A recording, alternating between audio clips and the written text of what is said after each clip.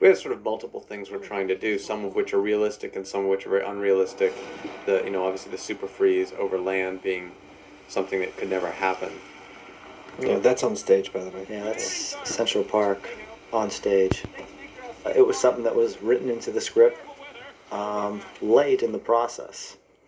And Roland, asked me if I could come speak to him one Sunday, and as soon as I opened the door, he started laughing because he says, "Well, and he explained to me what was needed, and we basically we had built the zoo. This was originally our tank where we built the library piece. The chronology of this is sort of going through it is exhausting, but that was originally the tank for the library piece, and then it became the zoo, and then it became Central Park. We played around with the tank, and we played around with the exterior, and we built this piece as we were sort of striking other pieces. This is a reverse in the same piece. Yeah. They worked very well. I mean, I bet you nobody would ever think that this was on stage. Rick, where we could do that. That is also a piece that's actually shot in the tank. On the video, that's a piece that's shot in the tank with a backing that we shot in New York City.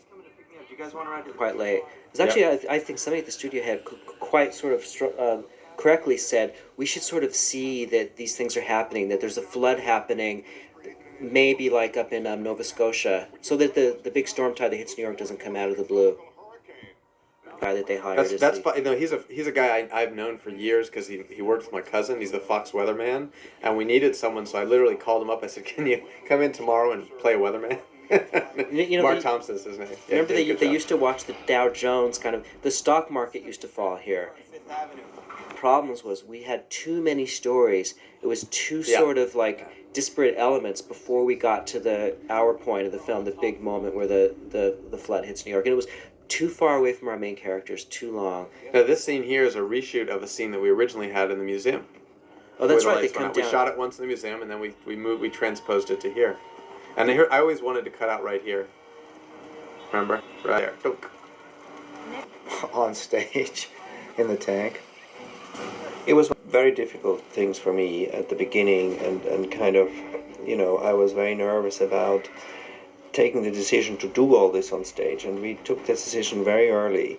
And I knew it had to look real. That was really the main thing. And to do all this day exterior work on stage, not only the rainy New York, as you see later it will be as well, all the exterior snowstorm stuff, everything is on stage. So I had a very simple lighting idea, basically, just to basically copy nature and build a sky. You had a light switch that you could turn the sky on with? Yes. With 2002K lamps. Stage, the tank, where all these other sets were as well put in, but this was our main where we shot first, at Alstom, this factory where they used to build trains. I had the idea, let's just copy nature, what does a city, a day exterior look like? You have a sky. So we built a big softbox, but I wanted it to be cool as well. I wanted the light to be cool. I wanted it to look cool, and I didn't want to just do it with color timing, because I wanted the actual light cool, so you would see the warmth of headlights, and I didn't want just one overall cool thing. So I wanted to gel the lights, make them half blue. Basically, my gaffer had this great idea to actually he had seen it before, to dye the silks. So we had all these silks dyed half blue and used it through the whole movie as a color as well in front of lights. Whenever we shot exteriors or in the snow, I always made the light, the actor was cool. That says DBT is a dark brown truck.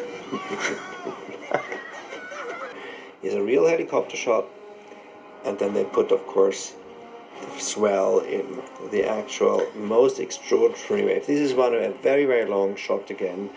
It took incredible amounts of work in the computer to do this shot. The way that swell builds is fantastic. It's fantastic. It's a great visual effects shot. And as you see here, most of this sequence actually is all shot real photography. There's only very few effects shots in this. I mean, the weather, the rain, we produced that all. Awesome. The shot when people say they get scared by the movie, that it's the one shot. I mean, nothing. It doesn't scare me because I lived with it so long, but I can see that shot being scary because it is. That's that voice on the thing is actually one of my editing assistants who did there's a wall of water. He did that for us in the cutting room, but it was so good. We had a million looping actors do it, and they could not do it as well. But this moment is like one of the most powerful moments right here. His reaction. He knows he's gonna die.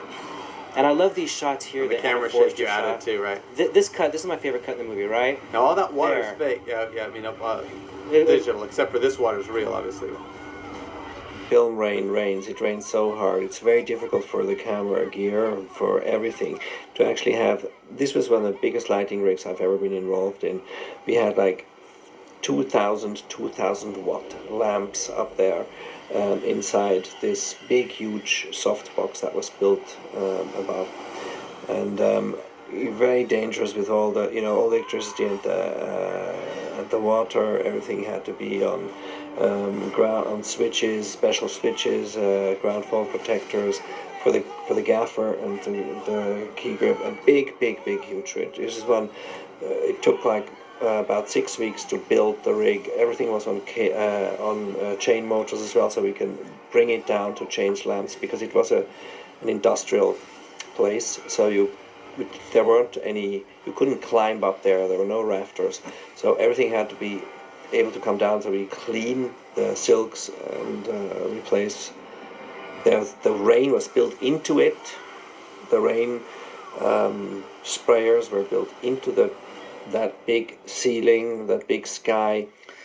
So rigging had to work together with the special effects. Everything was integrated. I mean, the set with the lighting, with the physical effects, with camera platforms. It was all sort of basically we did previs, we did foam core models, we did drawings. We sort of met at the location. Tweaked it, but ultimately it worked. Yeah, it was. I remember when we shot the first test in this big set. I just switched the lights on, saw the lights on first time, and I saw the taxi cabs there, and I saw that we didn't see the light sources in the reflected, and that all the crap. Then I was like, wow, it's gonna work. I was so relieved. Curious. I mean, new. I mean, it's everything's a prototype. That's the great beauty of working on, especially these kind of movies, is you're always trying things that you've done similar things before, but you've never necessarily done that exact same thing before. As well, I mean, this film was for me. I mean, we really went far, and that's the great thing to Roland. As working with Roland Emmerich is like he pushed me to go very far in darkness in this film. For example, it's one of we had very dark scenes in this film, which is great, but sometimes you underexpose so much that it's really kind of, I do hope that in dailies I don't get yelled at. But it worked out very well. We had a great color timer at Technicolor Montreal, who for example, this scene is a very dark scene. I take a digital still with my little Canon camera, and I print it out with my Canon printer, all very consumer, very simple. And it gives me an idea, and then I can give that photo to the color timer and say, like, make it a bit darker even, or I say, like, did I go too far here? Or, and if Roland comes to me and says, like, oh, this is too bright, I can show him the photo and say, Roland, it's not. This is, this is my exposure here. I think I'm rather nervous here. It's a great communication tool, this little, unpretentious, small consumer digital photos. Another shot, a close-up, right after this, a close-up of Dennis reacting, but it was one of those things like too many amazed reactions, slowing it down. Set, incredible set, Barry Chusid designed, and it's just such a great set piece. Emmy and Jake did in this scene. And again, it's like really nice to stop and have this character moment where he doesn't know. I love the reactions. He doesn't know what to say. She doesn't know how to deal with it. Well, you notice he doesn't say anything. Yeah. I think in various versions, I tried to write a lot of versions, and Jake's the kind of actor, if he doesn't think something's right, he's very, if he doesn't want to say it, he'll be resistant. And he was right to be resistant because there really wasn't a good thing for his character to say there. So in the end, his instincts were what we went with, and we took it. The lines weren't working or weren't necessary, and we just used his expression. That goes in a film like this. I still have to say it again and again. I mean, every lamp here is built, and then they're actually built not to. They don't even electrify it because, of course, they have No in the story. There's no electricity. There's no at this reason to point. put a bubble in there because, of course, we don't see it, and in the film, the electricity is out. So you build it as thrifty as you can. But every prop here, everything is built. Because every chair is built for, or brought in for this, and then it's going to be destroyed later. 20 feet deep? Yeah, at least, because the whole set was on chains and was dumped into the water. Because the water had to come up. So this set was actually, we rigged all the lights onto the set directly and dropped it into the water. On a giant It had a overhead floor. crane. The floor was a grid, because you never saw it, because it was underwater.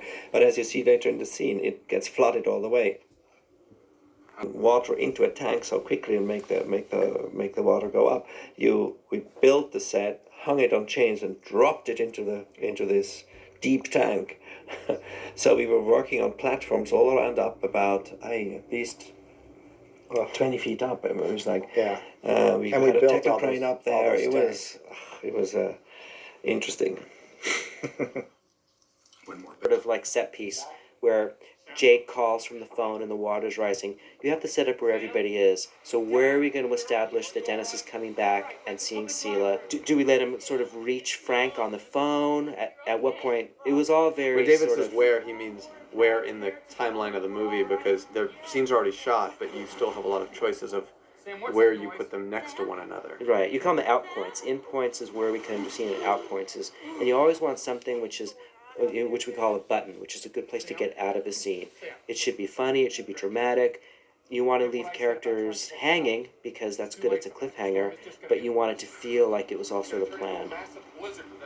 Basically did it with that flashlight that she is using. So it's actually the flashlight is sort of lighting Jake here.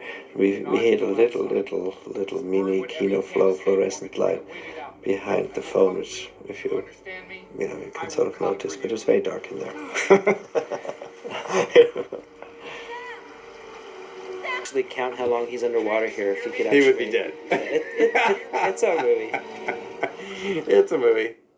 We also See made it. that right There was a late change that actually I don't remember, Dave, whether it was your idea or Roland's, but someone suggested, and it was a good idea, that instead of having Jake definitively hear the last, Dennis's warning, Right. that he should go underwater so that Dennis, when Isn't he goes quite north, sure isn't quite sure whether he's... that he got the instruction. In Correct. fact, we added Dennis saying, "Sam, did you hear me? Did you hear Right, me?" we to added sort of that, and that was support it. that was a very late change. Remember, I don't remember when Yeah. it came, but I think it was a good idea.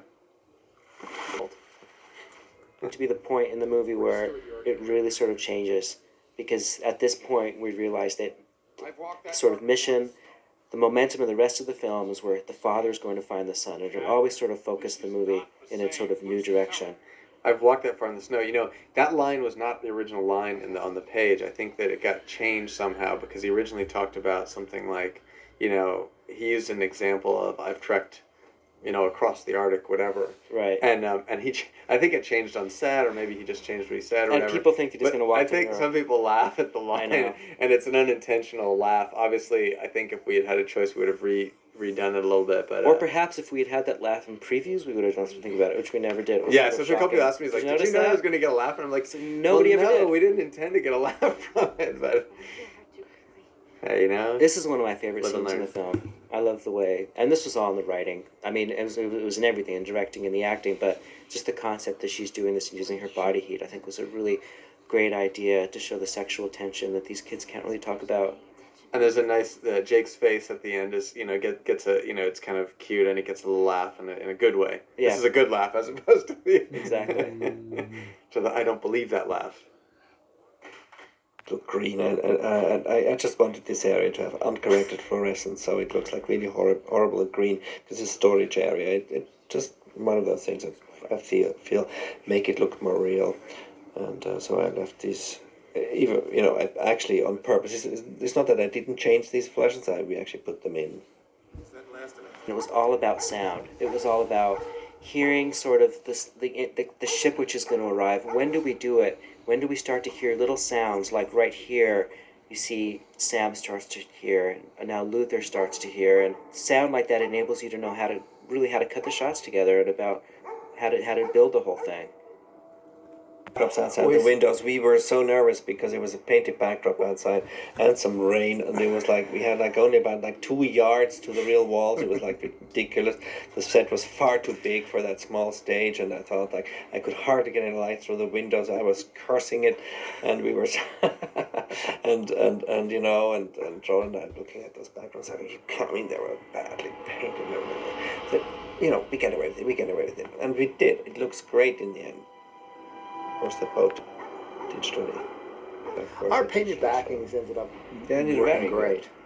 They worked out all so good. Yeah. I mean, I've learned that, one of the things I sort of learned in my career is that, with backdrops, if you light them right, you can actually get away with a lot.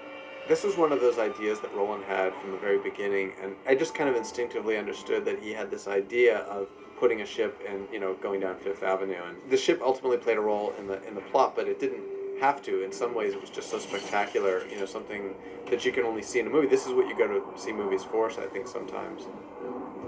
Watches, you see it's on the side of the bus. They always want to do product placement, so we put there on the side of the bus that gets crushed. Is added. Some of the text was about how do we explain what the superstorm is, what the time frame, when is it going to happen, how fast is it going to happen, and I think in the editing of the film, textually, that was something that we really worked on and struggled with, don't you think, Jeff? Yeah, we did, and we made a lot of improvements. There was also other ideas. In the original version, he talked about the fact that there wouldn't be any arable land in Northern America. He talked a little more specifically about some of the one of the underlying themes was that he's a paleoclimatologist, therefore he studies things over the very long term, and politically, sort of a sub-theme is that the United States tends to act in a myopic way sometimes, very much thinking about things for just their short-term benefit. No. And he was, and Dennis's character was making the argument to the president that you have to really take a very long-term approach, which means building alliances and doing things that are required to sort of cooperate with other countries. And information was a little bit too much for this scene. But they were reacting because he drew on the board. Yeah, it's like, oh my God, he drew on the president's map. What about our map? I love this. Is one of those. It's definitely a movie moment, but it's so unscientific. It's like, how could he ever draw that line perfectly across the country like that? We did a test.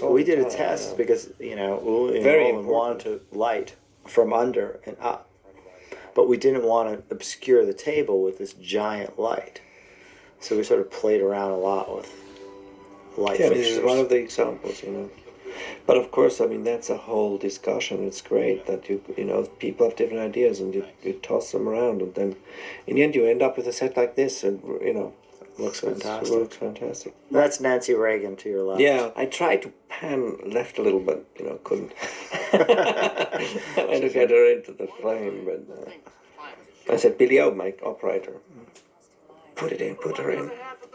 Continued his sort of villainous ways a little bit longer, and there was another scene in which he advocated, when the Mexicans closed the border, he advocated using military force, and he made his sort of realpolitik case, and the Secretary of State says, it's like we're facing the greatest ecological disaster in history, and you're talking about using force, and he says, something like, America was built on land stolen from the Indians, so was Mexico. It doesn't matter. David pointed out very late in the game also, as we were first showing it to some people and getting reactions, that the vice president's transition, originally in the script, it was the president that sort of delivered the speech at the end, and we, in the middle of the course of shooting the movie, Roland and I were talking one day, and I said, wouldn't it be great if the vice president could give that speech? And he said, how could we do it? And I said, well, what if we killed the president? and Roland liked the idea, and we ended up doing that, but what it left us with was a vice president that was a little too villainous, a little bit too long. And David Brenner said, well, why don't we take out this scene here where he advocates invading Mexico, and both Roland and I at first were like, no, we can't take out that scene. We love that scene. But we did, and you were right. Completely on the snow. There's actually these high windows up to the left, which we've seen earlier, and the idea would be that they would be completely on the snow now. Therefore, even if it's day, they would be black, the windows, because they would be now, about 3 yards of snow. But I didn't want to do that, and that's one of those things you do. It's like you take this license. I wanted to still bring light in through the window because it just looks good. And I know how rabid the football fans are there, so I wanted to create a character who was, people love the that. last thing he would think of would be his football team. I'm so glad you did. It's funny. A lot of people are like, "Why did you choose Manchester United?" Because my brother-in-law is a QPR fan, and they're another team. And I said, "Well, Manchester United is the only one for international. I think everyone will know who they are." Here, I mean, this is the last time we see them as well, and that's it for them. They're talented actors as well. Yeah. There's another digital shot, one of the digital shots. And you can see what the mixed light does. I mean, because you have a real bluish atmosphere, the flashlight he uses looks warm. Wow, from him is funny. You see the breath in that shot. All these breaths were added. And originally we didn't have enough money for them, and it was like, Roland was like, it's going to be weird if we don't see the breaths. You can see it there too. And pretty late in the game, Roland went through the whole thing and decided where he wanted to put him in. Even dog breath. Really, yeah, put a dog breath. It really came together. Digital shots in this movie are actually just breath. Just to get to the right digital breath. They filmed it in front of black. They did like real, all kinds of things. At the end, it's really just... They invented it, basically. It's animated. This got to be refrigerated stages from the first, because like, you must be crazy even. I mean, like, it's just not worth it. It's a convention. Either have no breath, and actually people don't really miss it. A few shots you should have it, but to actually refrigerate the stage is so difficult. It makes it, and these stages would have been impossible. And to work in it is like just a nightmare as well. And you have to think of the actors, because that's one of the reasons we shot it all on stage in the first place, because the actors cannot act in the real cold. It doesn't work. I mean, these types of scenes.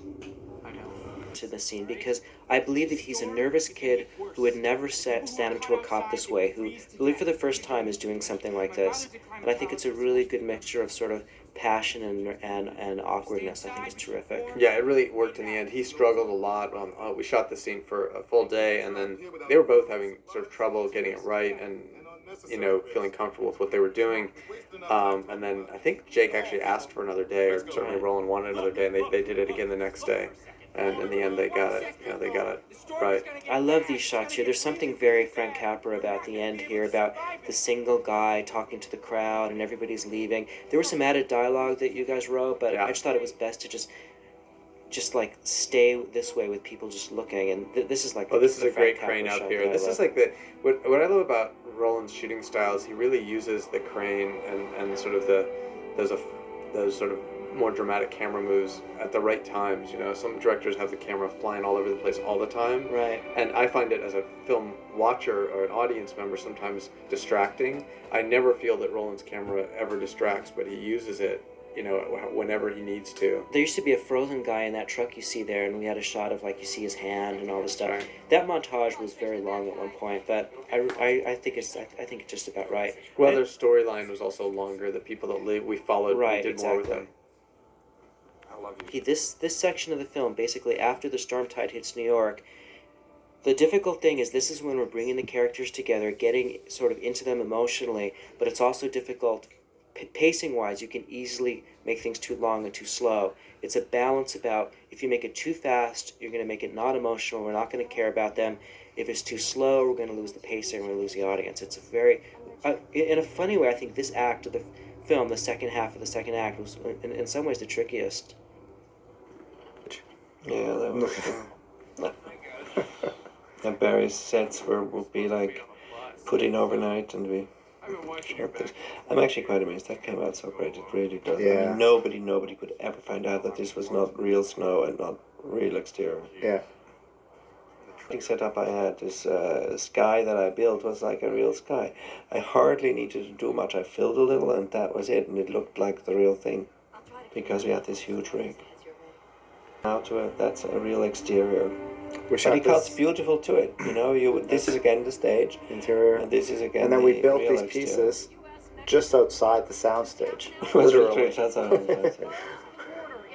My favorite scenes in the movie. We shot El Paso. We had three shooting days in El Paso. We built this piece. It was on a bridge, seeing real Mexico behind it. This is absolutely the real Rio Grande. Yeah. And these are American extras on this side and Mexican on the other. The Americans were only allowed to walk in halfway through the river, otherwise they would have to get through immigration out. It was so hilarious. Talking about where the vice president wants to go to war used to come right there because it was a reaction to the Mexicans close the border. I have to say there's a lot of nice things politically about the scene, but it also was really important to get the story moving forward for the reasons I was talking about before, about the pacing of this area, and to sort of like establish this is the next stage of these people's lives. They're the ones that are left, establish their problem, which is that they have to burn the books to keep warm. And it's kind of nice because this is an area in the film where there's 5 or 6 scenes which I think have a lot of kind of good, clever character humor, and I think it's nice to kind of have that break. Yeah, I think that you find whether you're writing or editing, that at the end of the day, sort of taste trumps everything else, and you have to make the decision for what's going to work overall. Look here. That was a case where, because he delivered the right look, that was a good button. Yeah. And originally, I think the lines went on. There was another line, right? Actually, that was the studio suggested we take out the line. They were right. Yeah, exactly. A moment where they're arguing about Nietzsche, and I remember when I was writing it, I said to some friend of mine, this is like a dare. Am I going to try and squeeze a reference to Nietzsche into a blockbuster disaster film? That's funny. I didn't know that. And I had a reference to Archimedes as well. And I was trying to get that, and there might have been a reference to somebody else, some other classical figure, but the Nietzsche stayed in. The music that was going to be played in this scene. We never had music here, although one time it was tried to have music like at the top of the scene, but that seemed wrong because you really wanted to feel sort of the loneliness, and you don't really sure it's going to happen. We always brought in music where we bring it in. But originally in the tent music, I had music that was like, I think, too sweet and too melodramatic. Originally, Harold sort of took that as a way to go, and we were listening to it, and it was just over the top. It was too melodramatic. And I think later, Harold came back and did something darker, bringing it in right here, which is really good because you feel like she's in trouble. It's very tough on these scenes to know where you're crossing the line from sort of, drama really or pathos tough. into pathos. And we took out a lot of stuff in the scene. There was a line at the end in Exchange when she walks to the nurse, Maria, walks to the door, and she says, and Celia Ward's character stops her and says, "If you see my husband, leave him a message." And she says, "What should I say?" And she says, "Tell him I had to read a little boy a bedtime story. He'll understand." It was actually like a callback to the scene where he said he always used to make me read another story. Right, that's what the original part was written to connect with it, and we cut it out at the end as being just one too many. Right there, it would have happened. I'm glad we did. Actually, you follow her walking in, and she sits down and she starts reading the Peter Pan. But I'm really glad we didn't. Because I always loved this cut here, yeah. And I felt it was too much to have her sit down and read Peter Pan anyway. We're always moving. Yeah, it's a very nice visual transition there. There's the blues and the reds in this whole library secret are so dramatic. The trustee room, the whole sequence comes from that. Before I started writing, I went to New York and I went to the public library and I asked them if there were any fireplaces in the building, and they told me there was a room called the trustee room, which doesn't actually look much like this, but that had a fireplace in it. That's what gave me the idea for saying let's use that as the central location for these characters. Most of the colors of this were achieved in camera, but when Nolan wanted to do something differently, this is the first film where he actually timed it digitally at a place called eFilm, which unlike timing it at the lab, you can take faces and you can darken them or change the colors separately from the background. And Roland and Ueli loved it. Ueli did a whole pass and he completely transformed the print. It was incredible. About what they're listening to at the top of the scene. Again, where's the storm? Oh, and by the way, the fact they're in Philadelphia, one of the things I think we would have changed had we known a little bit earlier. Originally, they got out, and there was a longer period of time before they got to New York, right? They actually walked for like a week or something. Right. And so Philadelphia, New York in a week seemed to make more sense. And I think we compressed that time later to make it a few days. And, probably it would have been, we could have advanced them further in the car. Timeline would change. Now, this is the last time we see Campbell. Initially, there was... Well, actually, he shot this other scene with these guys in the office building. But we never used it really in the cut. But we used to come back to them after the story. Right. Was the last time we had a lot of different versions of these guys, and then I love the shot though. This is a set, if you could believe that. To do these things. And especially if you have a great crew. I mean, I have a whole family with me. I have a great crew, a great operator, a great focus puller who is my partner in crime as well. I've been working together forever, and I have a real family with me. So you have to make it fun. We do spend too much time working such long hours. So for me, it's very important to make it actually enjoyable. And you can, if you have a director like Roland, who likes to have a good set and fun as well. And it comes from the top, I wrote a lot of different versions for Roland of this sort of scene. And one version, he talked about having his dad take him to Kilimanjaro before the snows melt, because according to global warming projections, there won't be any more snow on the top of Kilimanjaro in about 15 years. That was a fact Roland and I both thought was kind of cool, and we'd like to work in. She used to have her own story right here too. She told a story about her dad going to do like college tour with him, but it was repetitious of the next scene where we see her talk about it's all for nothing and all that. Snowlands had this huge stage. And that's what the crew looked like as well. The lower part is now... It's a miniature. It's a miniature that they put in. Played with how and when are we going to reveal that they're on this sort of like structure. The mall roof. Yeah, and pretty late in the game we added that opening shot where you see it from the outside. But it's the whole Hitchcockian thing about, do you want the audience to know that there's danger before the characters do? And I think it's good that we did. Plus it opened the film up. Ready to really do everything, build everything on stage, because it would have been impossible to shoot this weather outside. You have to control it, you have to control the wind, you have to control the snow. And this is all fake snow. There's 4 different types of snow. There is the big flakes are like a display snow, which is made out of plastic.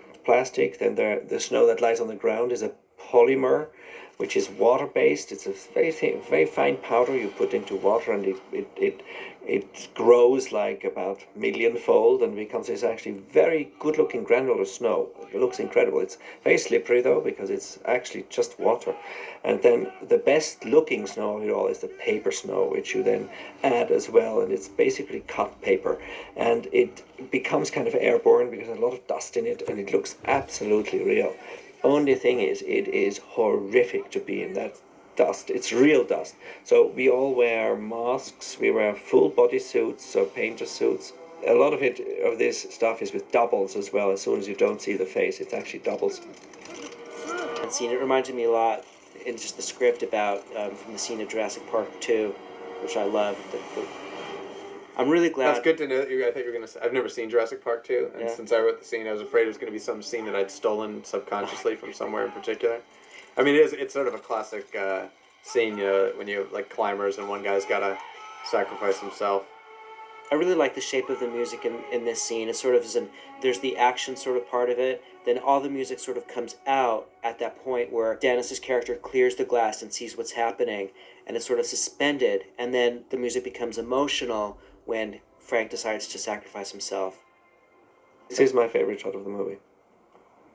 You can create a film a shot like that, a tent in the snowstorm at night. Shot on stage. You could only shoot that on stage. You could not make a rig create this in real, and I think there's a real poetry about this shot.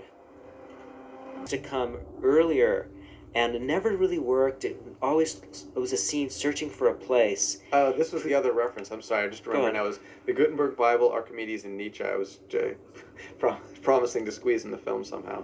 and the Gutenberg Bible ended up staying, and so did Nietzsche. But there's something about after Frank dies, for some reason, to have this reflective scene where they're talking about the Bibles just seemed right.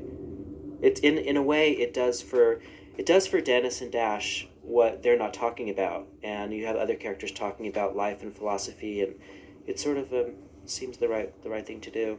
I can't help but think about this staff shop that we had that did all that staff work, the fireplace, all the molding. We would draw stuff, and they were fantastic. They built so much great yes, stuff. I mean that room as well. I mean, again, all the furniture. I think that fireplace was incredible. It looks really good. It was made so I could actually light it. We had like it was a fake fire, but it was a real fake fire in there, and then I just enhanced it. Actually added in the very first draft, the mother dies, and one of the first things people said was, well, it's a little bit too harsh or too down. And I said, well, okay, Roland and I said, let's write a scene. And we were talking, I mean, we first started, I started working with Roland on the script in February of 2002. It was after September 11th, not that far. And, it was a little bit of an homage to put a scene where a fireman comes in and rescues somebody, and obviously takes a risk to do so. It was a little bit weird, we talked about that as sort of, I think, one of the first major Hollywood disaster films to be made, maybe the first one after September 11th. So, Right, I think so. We were conscious of it, and in a weird way, not trying to shy away from it because it's part of the sort of cultural landscape now, but at the same time, just trying to be a little bit sensitive to it. And that scene with the fireman felt like a sort of the right kind of gesture to put in there. Definitely, their conversation echoed back to a conversation which was once again cut out, in which they were talking about, it was from that very early scene where he was making fun and he was trying to get high when they were studying for the decathlon, and she said, well, why'd you join the team? And he comes up with some smart remark, and then he says here, I lied about why I joined the team. I just said that together really easily in the editing because the performances were so strong, it was shot so well, and the text was so right that it just was. I don't think we really didn't do much after we first cut this together. Big choice about when to bring in music, but it really seemed like you have to do it very delicately in something like this. It's a very simple string line. She smiles. Mm-hmm. This is one of Roland's favorite shots, and it's one of mine too, and it's just perfect. The timing of the camera coming together where she touches him. And we did something where we slowed it down right around here, a little here, so make the moment. Yeah, you can see it there. Yeah. So we can. It's very romantic, the whole beat there, and I thought the kids did a great job. I always think of them as the kids. They're not kids anymore. You've actually followed the president on the road, and they hit an avalanche and they get stuck there. But it seemed unnecessary. It seemed more dramatic to just have him say goodbye to the White House here. It was huge, Barry. It was huge. You couldn't find any carpenters anymore. In all Montreal, everybody was in the end. It worked over 24 hours, I know. We had probably, we couldn't get anybody anymore. By the way, these are real shots. This is in El Paso. We shot that. Was great. And we built that refugee camp as well. You did a terrific job. It's like this whole huge camp was built. And then just in the wide shot, there's a little bit of a digital enhancement there. Yeah, just an extension. This is all real. Yeah, that's all in camera. We shot that, all these camera setups, we had 5 cameras going at the same time, and we shot them at the same time. We had a big command. And this was all shot. This was all shot this year again. On stage in Montreal. Is a stage again. I mean, it goes again fluidly from the real exterior into the stage. I love that shot, by the way. This Steadicam shot going behind and becoming like an objective shot, going with her. That's where our vice president becomes the president. Scene where Laura's sick. The first line of Jake was added because some people thought that how come so soon she's so sick, because they were just kissing, and it seemed like this lines really seemed to help. And also we moved a couple of those scenes in between there to sort of delay the time. Decision just like, how much do you set up her leg? We see it once in the storm. We see that moment where she sort of has the pain in the library stacks. Well, it was tricky because we wanted to delay the kiss for as long as possible. Right. But at the same time, once you have had that kiss, structurally, the next thing you need to have happen is for him to go out to the ship to save her, and you need to get her sick in the meantime. So I actually called a friend of mine who was a doctor, one of my college roommates, and I kind of described what I wanted because originally Roland, I think, had suggested that she get pneumonia, and it just seems so slow to get pneumonia and non-specific. And I wanted it to be something that only she would contract, and that's when he suggested blood poisoning as a possible problem, because it does work. It does come with the infection can spread very rapidly. This is one of the reasons I'm so glad that we had this subplot of the guys in the space station, because it really helps the film breathe, and it really, to me, this is, I don't know how you feel, Jeffrey, but this is the third act moment to me. It's like, here it is, here's what we have to do, and it's such a dramatic reveal. There's no point of reference. Fantastic. The International Space Station. Yeah, it is. It just works really photographs well. beautifully. Yeah, really good. That was actually a set, wasn't it? That was like existing kind of, that was shipped in, or did you build it from? We built it. It was built, and for this movie. for rent. It's not for rent. There's these niche businesses, in which is only in Hollywood you can have. For example, the niche business of having fake airplane interiors. You go into the valley, and you into this warehouse, and you can choose from all these different airplanes. You can choose the airplane and say, like, what seat, and this is these seats, and this is that type of airplane, and whatnot. And that's what we did for this movie. And then they shipped the whole thing to Montreal. And he comes with a guy who puts it all together and puts it all, electrifies it, so all the lights are working, and and you can actually drop the oxygen mask. It's just hilarious. All about big music hits. You saw when they come in with a chair, you have to like sort of build up and then have a big downbeat to sort of pull you forward, and the same thing happens here at the end of the scene. Where to get out of the scene? We used to get out right there, but it didn't work. It just seemed abrupt. This is the famous set from the boat exterior. The boat exterior. Oh yeah. The ship. Now this exterior has a whole story, because of course the first time I walked into this, into that exterior set, I couldn't believe it, because I was like, where the fuck are we going to put a camera? We can never shoot it, because we were just against the wall. It was so huge in this little stage. I don't know how we managed. And actually I have to give Barry real kudos for that, because in the end it worked out really well. And this here, it was all built on the stage. These are of course fake wolves. A lot of stories. Roland could tell a lot of stories about fake wolves. But these corridors in the boat worked out really well. I basically put no light in there. It was basically everything lit with the flashlights. And this is me or Jean Courteau, the gaffer, pretending to be, the other actors, and basically I lighted with a flashlight.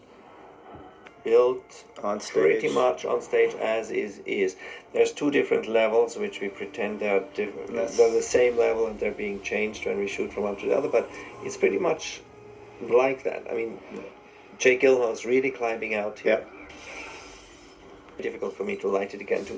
We didn't have a lot of room at all to create the same kind of rig, to create the same kind of soft top light. But somehow we managed. Very small. I mean, some of these corridors are very tight, but I wanted to actually, we never moved any walls out or anything. We actually shot it really for real. But it just worked out that the sound would sort of like bring the wolves. I don't think that was intended, or not. I can't honestly remember. Had in his head, and I helped him sort of write it out. But it was one that he, and that's a wolf puppet right there. It's a hand puppet. It's one that he kind of knew what he wanted. We had real wolves, and they just did not perform. They were pitiful. They became the bane of our existence, so Roland decided to do them all in the computer. How to deal with the flashlights, because it's important, because they are lighting. So, a lot of discussions here. Here I really love, because you see what they're seeing image, and then you see the real image from space, and you really put two and two together from Jack's model at the beginning, halfway through the movie, about this is the super freeze, this hole is sort of drawing. That's true. I love that the round hole to the porthole. That's a nice cut. In this scene early on, this whole sequence, we really didn't know what the super freeze would look like. Is he going to look up? Is he going to see the sky change? And how are the shots of the sky all going to time out? And eventually we just ended up saying, okay, the storm is like slowly clearing. And Roland had a really good sense about where we should start to see what. It's all on stage. And really that high up. Yeah, it really is that high up. I mean, there's no, all the sequence has no effects. I mean, no computer work on it, really, except a little bit of little wolfage. Yeah. Right there. Yeah. Now this sequence, Jake has the knife. Jake used to kill the lead wolf, and then the others attacked him. But right before he comes out there, he had killed one of the wolves. It was too much of a suspension of disbelief that it was too heroic. It was too much. Well, that he even killed him with a kitchen knife. The wolf would have eaten him easily. Pipes and gack and everything is the same hallways that we were in previously. What we did is we had the walls in there, and then we would pull the walls, and you'd have the pipe and gack. So it played as like the first floor and the third floor. So it took not long at all to switch it over, because the other walls were already behind it. So you just took one plug off, and then it became a different hallway. Sequence here, everything where you see Dennis's character Jack look at the storm, put Dash into the into the air conditioning vent. The whole thing used to come later, after the kids put the books on the fire. And the first time Roland saw my first cut, he was like, we have to intercut the fast food restaurant with the big freeze. And never really saw it in the writing, I guess, but it was like, once we saw it put together, it was so anticlimactic. It was because we also had a third element that we were trying to squeeze in, and it didn't work. Right. We had the super freeze also killing the cop and the people from the library, and it just didn't work. Right. Amazing really well. This is a great visual effect. Someone asked me the other day, like, so do you write that in the script? And I said, it's such a collaborative thing. What happens is, you write something like, the super freeze begins to descend down the buildings, and then some amazing visual effects person comes up with the idea of having the windows shatter as it goes down, and having the, it's all about how you execute it. A lesser visual effects supervisor would have done a mediocre job with that, and instead you get something that's more spectacular than anything you could have written on the page.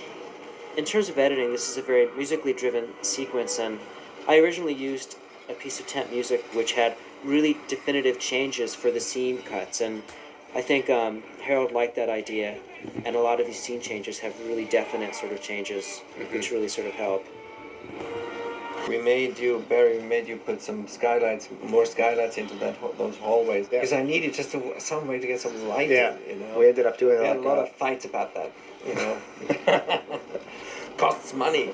So we were trying to justify where would they be. I said, I don't give a crack, just look good. So we would create these light wells in the architecture of the building, so that we could justify this light coming in from the hallways. We had the wolves chase him through the library and run into the door at the end, and that's why they were shutting the door, but it seemed better, and you could hear the wolves out here dying and howling, but it seemed better to leave them there, because really they're running from the freeze. It's not about the wolves, it's about the storm. Yeah, I always felt it was one too many beats of Jeopardy. I think you're right.